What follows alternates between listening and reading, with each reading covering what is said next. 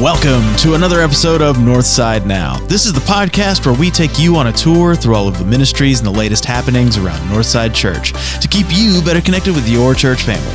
My name is Patrick, and with me as always are my co-hosts, Glenn Miller and Kevin Bryant. Hello. Howdy, fellers. Hola. I'm been coughing my way into the building today because of all that wildfire smoke. Oh, yeah. I saw it all the way from Canada. From Canada. I saw it from space. Our neighbors to the north. America's hat is on fire. It's pretty bad up around Flipped its New lid, York and so to DC speak. and stuff. Yeah, it's gross. Yeah, I did read that there's like 100 million Americans that are on like whatever the air quality alert thing. And it's affecting air travel and all kinds of It's stuff. a smoke warning. You know, we have tornado warnings. It's now a smoke warning. Smoke warning. Don't be smoking out there. Come on, So- Canada. Get Yeah. it together. Do better. Do better, Canada. So, yeah. What else is going on with y'all besides, smoke? Well, I haven't been smoking, Yeah. if that's the question. Yeah, me either. I wouldn't even... Yeah. It's summertime. We do not advocate smoking It is on this summertime. podcast. It has gotten hot. Pretty quickly, yeah. Seemed like it was seasonable Yeah. for a while, but that's over. Which I'm glad that we've got a couple of air conditioners replaced at the church now. Yes. They have the crane out. Yeah. Yeah. And I heard, we don't need to set them all very low because we'll freeze people out. Yeah. Evidently, these are supposed to be some super duper air conditioners. And they didn't drop it through the ceiling of the sanctuary, which is a plus. It's always good when that happens. You know, when you're holding a 15-ton unit over with a crane, it's like it's a bad claw game. Yeah. Da-ka-da. What do they call him from Toy Story? Yeah. The claw. The claw. Yeah. He's choosing you. So that's pretty much what's going on. Kind of still on the musical Decompression. Yeah, kids did a great job. Everybody, it was good stuff. So Yeah. Lots of pool stuff, although, I'm hearing about lifeguard shortages. yeah, They just can't swim as fast. They have shorter arms and legs. yeah. No, the lifeguards are shorter than they used to be. They can't work in the deep end anymore. When they say, like 3 feet, 5 feet, whatever, it's like that's the height requirement to. So Well- the 12-foot, you have to be 12 feet tall. Exactly. And I'm glad you brought that up because researchers in California at California State University's Long Beach have done a ton of research at their shark lab saying that sharks and humans can share the ocean peacefully. I don't agree. What I want to know, Only because I will never live peacefully with the sharks. I am at war with the sharks. what I want to know is when you apply for that grant, do you actually keep a straight face or do you smile while you're doing it? Come on now. Do we need to spend money on that? It's definitely a regional issue. Yeah. I just... Do we have sharks in the Tennessee River or the I Mississippi think they're River? in Beach Lake. Are they? There Are they was, in a Beach couple Lake? years ago, there was a bull shark that came up somewhere up the river. I don't know. But anyways, The river monster. Yeah. I guess that's why, you don't have to keep people safe from sharks anymore. Yeah. So why be a lifeguard? It's amazing that people Wait. don't want to sit out. The in sun liability is and- too high. I was going to say, is this why people don't want to be lifeguards? Is because of the sharks? There's Is that- sharks in the pools. They just haven't gotten the news yet. Or it could just be the jets. The Jets. Jets, Jets. It's a little rough on them. So, well, anyways, it's summertime and we're glad to be inside in the air conditioning. Very. We have Olivia Abernathy with us today, and Patrick and I got to attend with Pastor Gary and some others the Mayor's Prayer Breakfast. And y'all probably heard us mention this.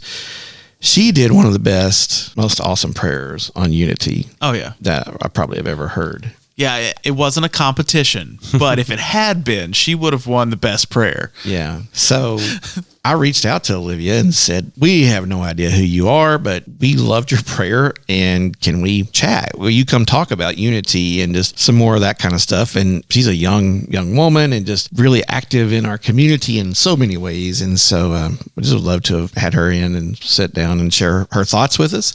And she agreed. And so she's here with us today. So I'm excited to have her here. So we might as well let her on in.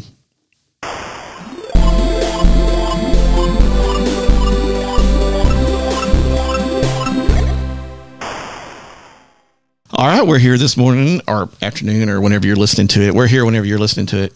Oh, my goodness. We're here with Olivia. Off to a good start. We're here with Olivia Abernathy.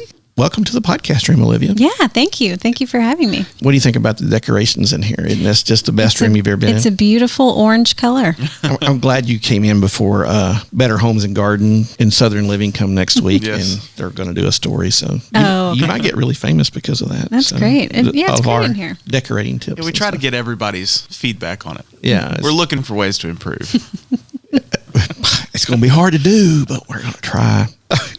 Hey, Patrick and I went to the Mayor's Prayer Breakfast this year, along with Pastor Gary and some other people from the church, and we heard an amazing prayer from one Miss Olivia Abernathy. And so we are so thankful that you're here with us. Yeah. Now, you are, I had to read this because this is long, the Senior Director of the Office of Childhood Services for the United Way here in Madison That's County. right. That's right. And you are also on the county commission. That's right. And One of 25. so, well, congratulations on that. You've only done that since August, right? That's right. I was elected in August. Well, I guess sworn in September. So Okay. since September.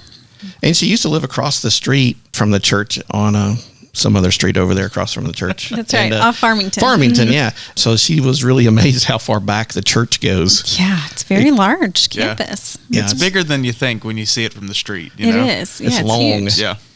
So welcome. We're glad that you're Thank here. you. And so the prayer you did was on unity. Mm-hmm. And I suppose they asked you that because of the United Way and just kind of the way that you intermingle with people across the community. But why was that topic specifically important to you? Yeah, I think Thomas Varghese asked me to do that prayer specifically. I think there's a number of ways that I kind of always end up right in the middle of a bunch of different groups of people. On the commission, I'm the only independent. And so kind of sitting in between some really strong political divisions, sitting in between some strong racial divisions on the commission. And then just in the work that we do with public schools and the work we do in the community, it really puts us in the position to be a bridge between groups of people. And that's really powerful to me. It's not always fun, but it is really powerful to me. And I think throughout my campaign, I realized how weighty that conversation is when you're sitting in a room full of politicians and community leaders. Sure. Like, I don't want that to be something that is surface level, kumbaya, let's all hold hands for a minute, but really to recognize what that actually means and what that would require of us if we really were to live in unity as a people of God. Because they say the most segregated hour of any week is on Sunday morning during the church time. They, you hear all of these little quips and quotes and stats and things like that. But there really has been for the last few years, especially, a real strong sense of disunity across our nation, and even in our own community. So what types of things are United Way doing?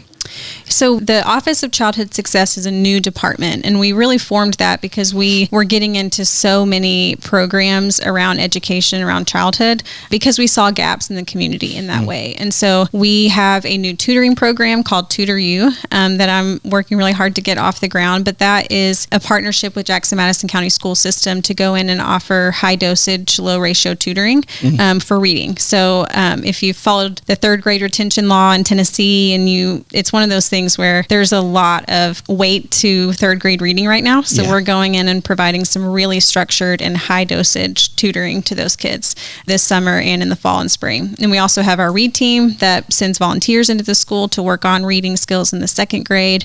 We also have work around childcare and preschool. I'm really trying to hit all of the different milestones that make for opportunity and success in a child's life. Yeah.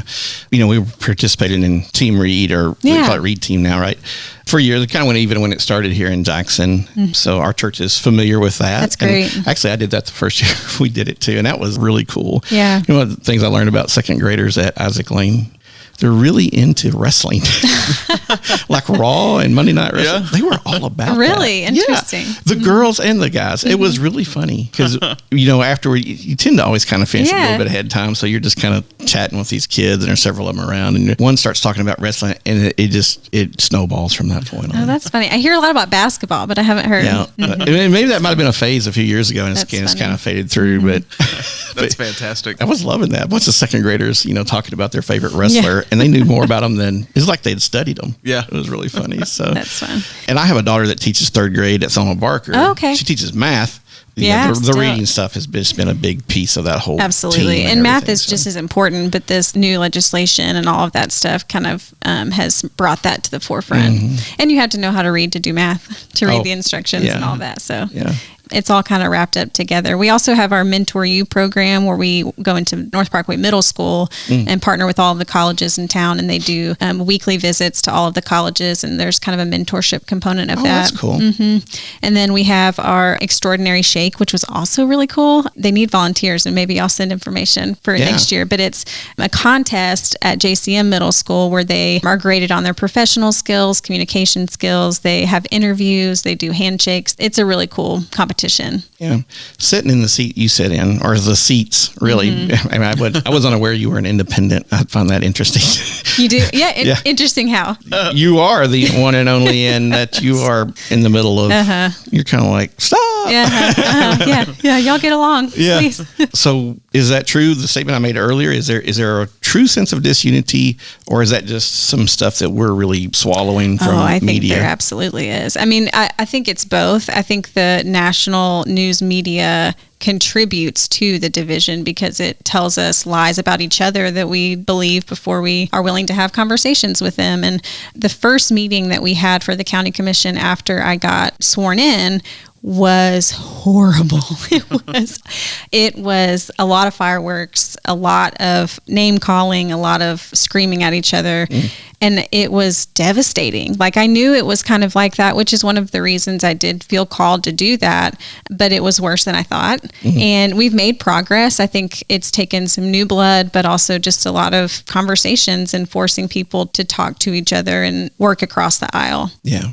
So did you always want to do politics or nonprofit? So what did you, growing up as a little Olivia, what were you interested in then? I was always interested in people. You know, I think I dabbled in wanting to be a teacher, wanting to be a social worker, wanting to do these things, mostly just because I was drawn to people work.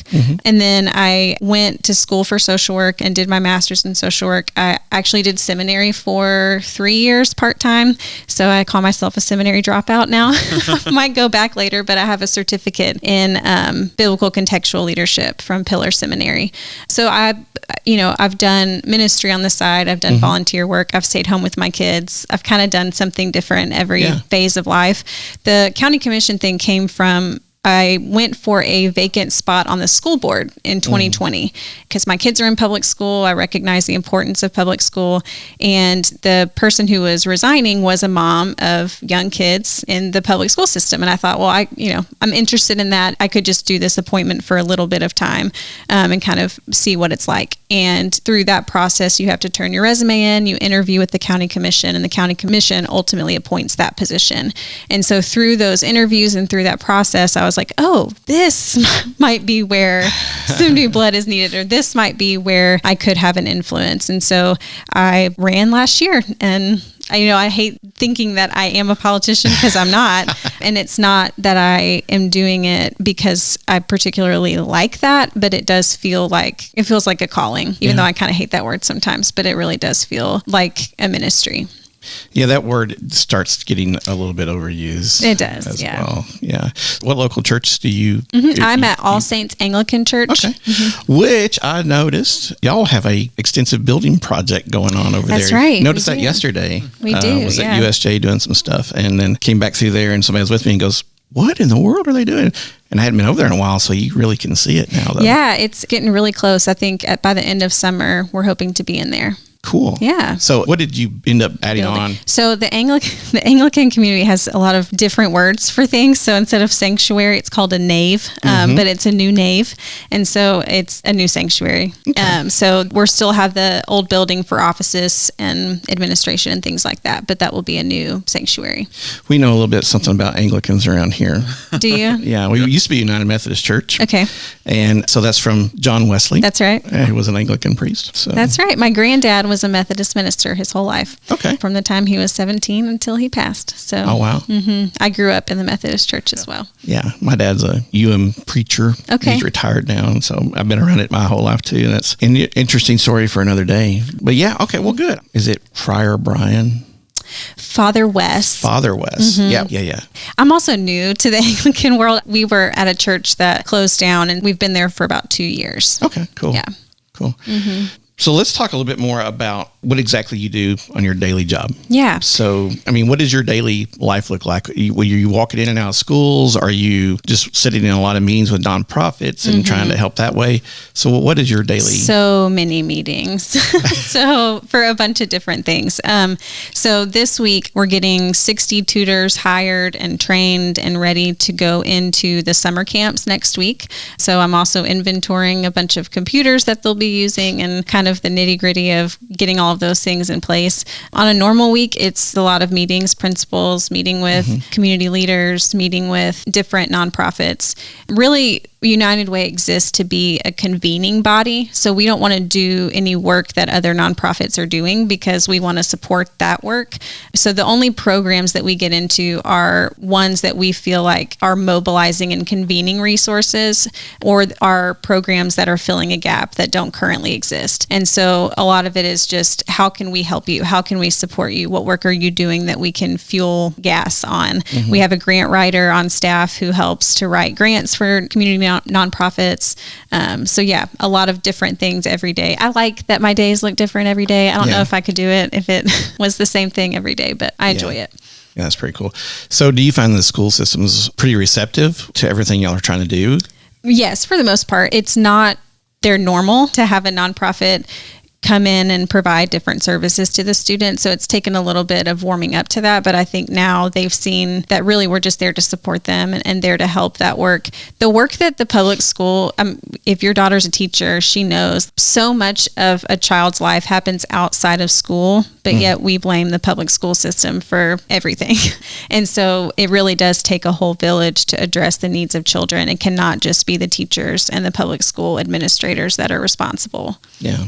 What holes are in the nonprofit world? What services are needed in the Madison County area right now that we really are kind of, don't have or just a little weak on? We have so many good nonprofits. We really do. The nonprofit community is incredible.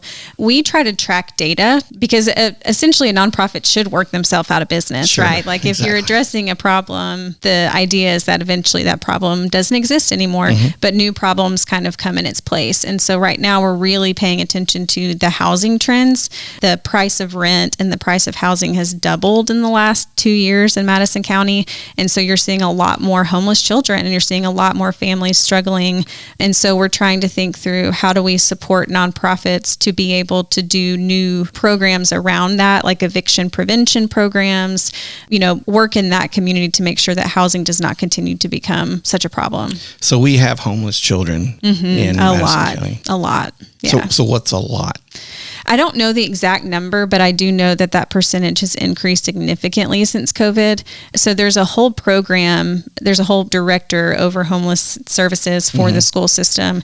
They bus students from hotels to different schools. They don't want homelessness to be a displacement from their zoned school. So if you are attending a school in Denmark, but you are displaced from your home and now homeless, they will bus you from your hotel to that school so that you can continue to be with the same teacher and students, which I think is so important. Yes. But there's a lot more than people might understand. Wow. I'm also kind of over our community outreach thing that we're doing. And that's fairly new to us on an organized status like we have it. And we've done that stuff and we've worked through that, but it's really pushing a lot of effort into that moving forward.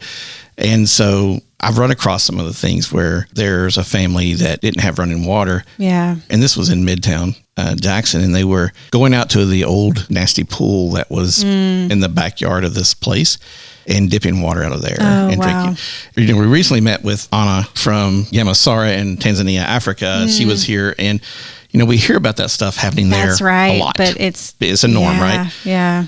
We shudder to think that that's actually in our own community. Yeah. So Olivia's here to tell us it's actually in our own community as well. It is. And it looks different, obviously. Yeah. There are I mean, I feel like just as many needs locally and in this country. There's just a lot more disparity. You know, the rich are richer and the poor just as poor. So sitting where you're sitting in county commission and in the United Way and just all in the spot, how do we begin to level out those gaps? Is there, you know, where do you find hope in what you do on a daily basis for that? You know, I don't think I could continue to do this work if I didn't believe in the ultimate storyline of the gospel, that this world, this whole creation is groaning for restoration, and that restoration is here and not yet here and coming, and that I get to be a part of that work, but I'm not ultimately responsible for seeing it through. Yeah, exactly. And it's hard to take that on every day and not feel responsible for fixing everything, but to keep grounded in that ultimate storyline of what I believe to be the gospel story. So seeing all of these needs and recognizing that this is not how it was intended to be, and that there is ultimate restoration coming, but at the same time we get to participate in that, not out of compulsion but out of compassion, because it's not right. So you alluded that you grew up in Arkansas. Where did you grow up? I grew up in Little Rock, Arkansas. Okay. Yeah. And then I went to Union to play volleyball, and then quit volleyball and stayed around Union. Okay. Yeah. Then got married, and my husband and I have lived here since we graduated. Cool. Yeah. So volleyball player. Have you ever been up here on Tuesday nights to play volleyball? No, there's volleyball on Tuesday nights. Yeah. It's just pick up play, open play every Tuesday night. Yeah. Okay, I will be coming. I need to do some stretching, but I will be coming. I mean, and I know you're looking for things to do extra. I know of a That's couple right. schools that are looking for some volleyball coaches, you know. I could probably That's so fun. We could probably hook you up in your spare time. That's right. That's right. She needs one more thing on her plate. On my list. Yeah, for why sure. not? So, with United Way and everything in the county commission, your positions here seem to really walk hand in hand in a lot of ways. They do. Yeah. It is really busy, but it also is really aligned, the work that I do in both places. So we keep hearing that Madison County, Jackson is the fastest growing, quickest growing, biggest growing. We're growing like a weed around here. You know, we've got all this industry coming in and things. So how are y'all interacting and interweaving in all of this growth for our future? So we are really trying to be at the, not, put ourselves at the table, but at the table in conversations about growth, because even though we're not in the economic development space, we're doing a lot of work that could benefit us on the front end if we address before we grow, like childcare. The childcare shortage is huge right now for the population we have. What about when we grow by all of these people that we're projected to get? And so we've been doing a lot of strategic planning around building capacity for childcare and high quality early education, predicting that growth is coming. So applying for grants, advocating at the state level for policies that would support childcare and early education. So in that way, also our president and CEO is just really involved in a lot of the community organizing around Blue Oval City and all that stuff. Yeah. All that big stuff. Yeah. They keep throwing out different names all the time. It's hard to keep up with everything. So. It is. It's exciting. It is exciting, but we also know that with growth comes unintended consequences. And so a group of us went to Greenville, South Carolina last October because that community had a BMW plant come in and saw similar growth to what we're anticipated to experience. And so we went to Greenville to just look at the way that they've grown with it, the way they've developed. Their downtown is incredible. It's so cool. So we saw all of the really neat things. And then we kind of all had a conversation afterward, like, okay, well, what's the ugly stuff? There's ugly stuff, and where's the ugly stuff? And so we asked some of those questions, and it's childcare, housing, transportation. Those are the three things that really communities have a hard time keeping up with when it comes to growth. And so we're trying to address those on the front end. Yeah, and you're young. I'm sitting there I have a million questions for you popping up in my head because you're a young woman who's, you're probably about Patrick's age. And how old are you? I'm 34. I'm 34. Hey, so I figured about that. So most of those people on county commission could be your parent. It's true. Or grandparent. It's true. Or grandparent. And so here you are. You speak out about your faith and what you do, and you're here to serve people, and you're an independent. And so what are you telling young people about why they should come to Jackson or why they should be excited about what's happening in Jackson? Because quite honestly, you know, being in the church and people graduate and they move off to school or they stay around, they go to union, something like that. I hear them a lot talk about, well, there's just nothing for young people here. There's nothing for people my age. And I would probably agree with that. You know, it would be a difficult place to come when you're young, y'all's age. And so what are you seeing? Patrick, you maybe can address this too, but what are y'all seeing as things that are high points for coming to Jackson or being a part of Jackson or really getting involved in Jackson for the young adult? Yeah. What do you think? We've got a lot of restaurants.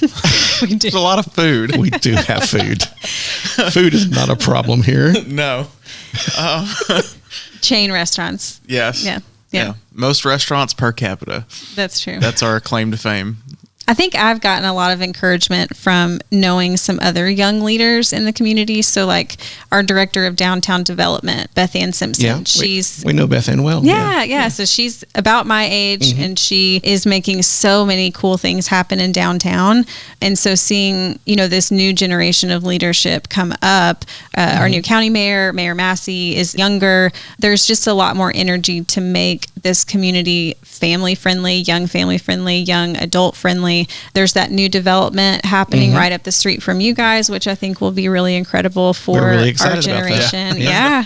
Mixed use, you know, development. So there are good things coming, and I think we're in a new generation of leadership that's actually thinking about our generation and below. Yeah.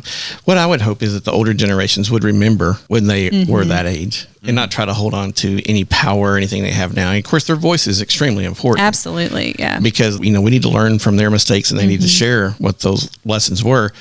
But we need to remember back when we were that age, and I'm going to add I'm kind of between the old ones and y'all, and then, you know, encourage and help develop and turn loose for you young leaders. And I know leadership does not like to let go of its stranglehold sometimes. So, and I asked that question because you brought it up, the place that's coming down the street and, you know, thousands of people coming into that little zone. You know, that's the places for churches and these other nonprofits really need to be prepared to make themselves known to these new residents of Madison County. Yeah.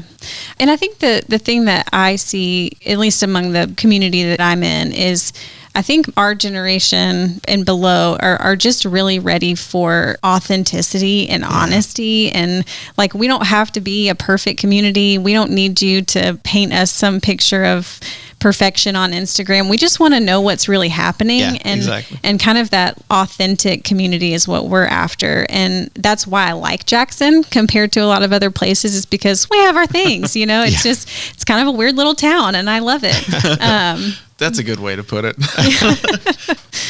And I like that. Yeah, I agree with you on the whole authenticity thing. Yeah.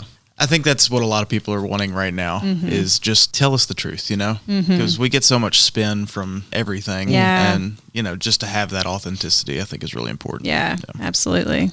Yeah, because Patrick grew up here too. Okay. And I'm a transplant from the Dallas, Texas area. Okay. But we've been here since 2000.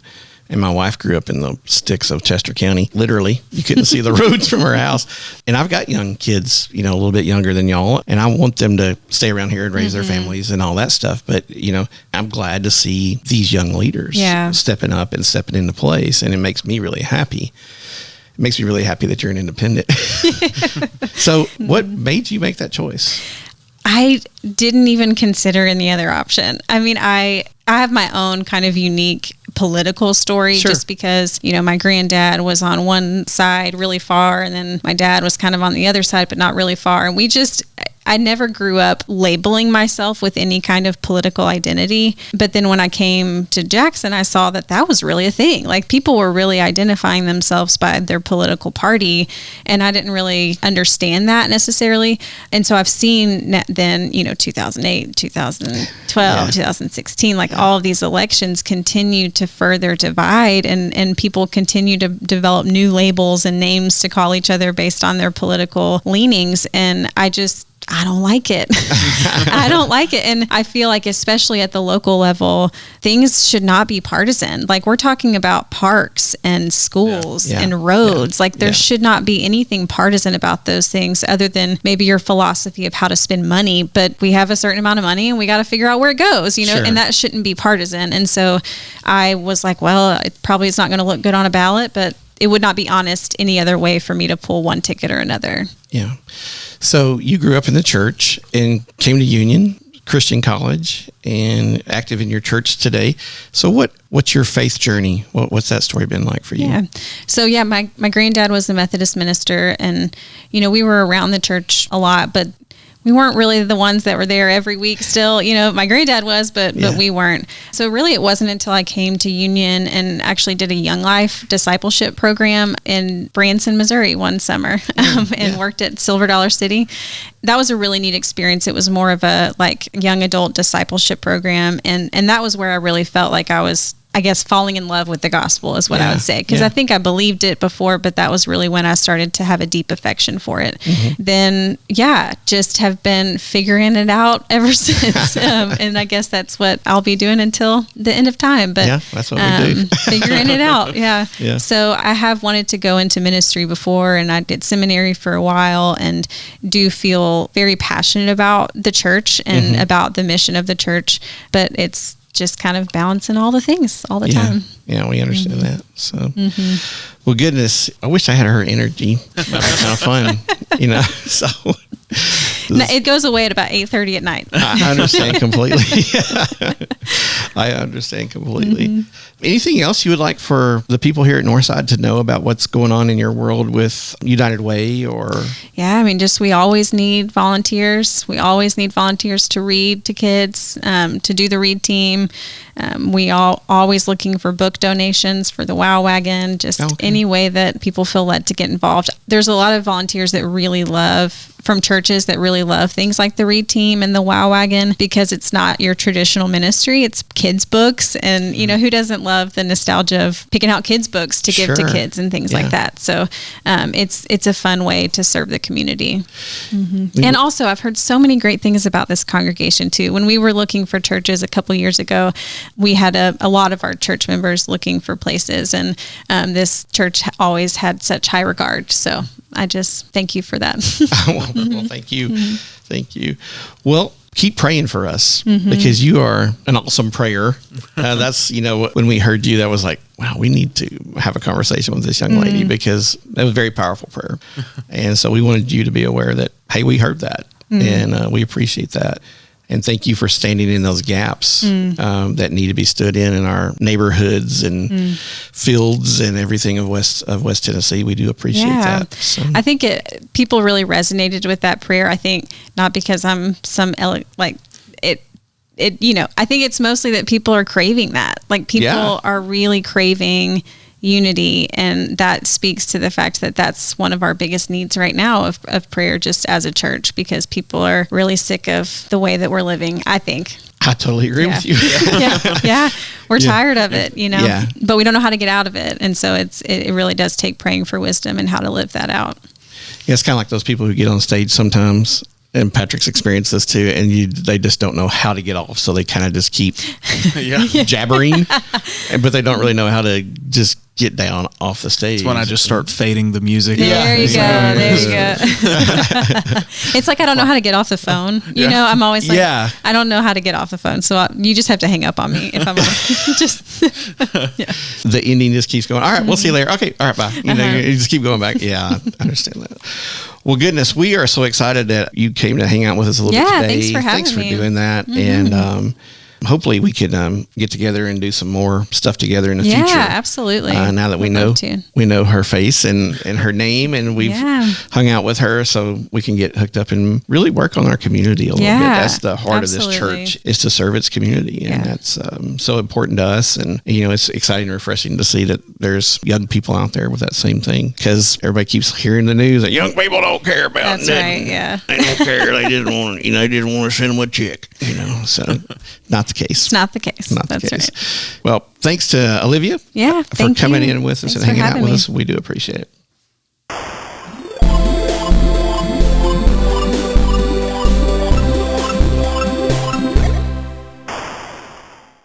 Well, you talked about those kids liking wrestling. Yeah. Did you hear that the Iron Sheik died? Oh, no. Sad news. Sorry. Sad news. Sad news. I don't know who that is.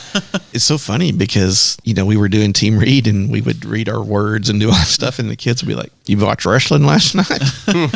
What? The second grader. You watch wrestling You watched wrestling last night? What? Man, they knew about all these guys. Yeah. All the girls, they knew them all. And I bet they didn't know the Iron Sheik, though. Probably not. I don't know. A couple of them might have. They seemed pretty big fans. The Iron Sheik was really kind of even before my time. So Yeah, he was back in the day. But I guess as we get older, the last couple of years, people on TV, movies, music. Yeah. These people just were like, you think they would nothing ever happened to them. And, you just spend some parts of your life with them and then they're humans too. Yeah. They're not just characters. And so they pass on. So, Well, it just shows which generations we belong to. yeah, That's we're been getting happening forever. older. Yeah. Yeah. Unfortunately true. It just started with us. Yeah. We're the first generation. It that never ever happened to. before. Gen Xers over here. Goodness. Getting older, just like we said in the interview, I'm so excited to see our younger people take leadership roles in our community, take leadership roles in our churches, in our schools, and just step up and fill those gaps and see needs and fill them. And that's exciting to me. And Yeah, we talked about that a couple episodes ago when Anna Magera talked about that too, and we've mentioned it before, but I led to remember the passages in the Bible where the older men are mentoring the younger men and the women doing the same thing. I've been guilty of not doing that very well at times in my life. Sometimes I have, and I've had good opportunities and hopefully made an impact, but that's really, not my goal. But are we doing that as a society, as a church? Are we just living in making sure we take care of our stuff? yeah. Is that a generational thing? Is it a cultural thing? I think it's a human thing. Yeah, I think so. It is. I think that community has looked different in our past, though. Yeah. Neighborhoods and things like that. Maybe we're more mobile now as a society. So, living in the community we grew up in is probably not what all of us at least do. Yeah. And so that's different. I Yeah. get that, Yeah. so you might not know your neighbors as well and that kind of thing. So I've thought about that a lot. Is it cultural? Is it just the time we live in? And what can we do about it? So, Yeah, I guess moving to another state or because that's my reality. yeah. It doesn't seem as far as it used to, even though it's still pretty far. But with FaceTime and social media, I feel like I talk more with some of my elementary friends on, social media stuff than I do some of my current friends that I can see on a daily basis if I wanted to, if I drove into their neighborhood or whatever. So I don't know. Well, and even, I'm not saying it's super affordable for everyone, but the air travel, the way it is, I don't think I ever flew until I might have been 18 or 19. I don't remember a whole lot before that. We just drove everywhere. Yeah. Maybe that's just our family. But now you'll get kids that fly when they're infants or, 2, 3, 4, or 5, wherever. And that's just different. Oh, yeah. And youngsters fly on their own. Right. Do you remember, Patrick, don't remember this. I barely remember it. But more people talking about that when you flew, you used to really dress up. Oh, Yeah. Really get dressed up like a suit. You see even. pictures of people flying from back in the 60s and whatever, and they're all wearing their 3-piece suit, Yeah. and eating Right. a steak dinner and smoking their cigarettes. And dude, I'm walking through there now with flip flops, no belt, no ring. You're just like, you're going to take all this junk off anyway. That's right. So, it's like you wake up in the morning, it's as simple as possible.